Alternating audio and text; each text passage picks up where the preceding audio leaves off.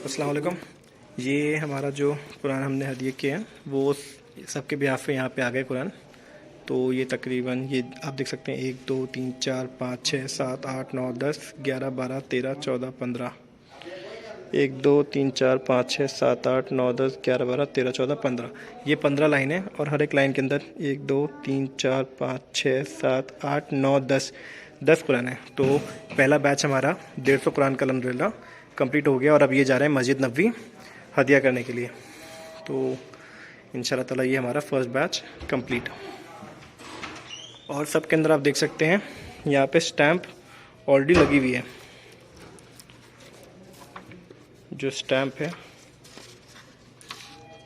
Stamp लगी हुई है।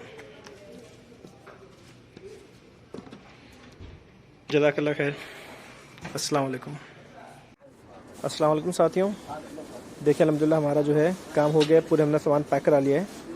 40 की हमारी 3 बॉक्सेस हो गए और 10 पीस की 3 थैलियाँ हो गई। तो इंशाल्लाह ताला अब हम लोग जो है ये कुछ टाइम में मस्जिद नबवी जा रहे हैं, तो वहाँ पे हम लोग रखवा देंगे सामने। तो अल्हम्दुलिल्लाह हमारा फर्स्ट बैच ये कंप्लीट हो जाएगा।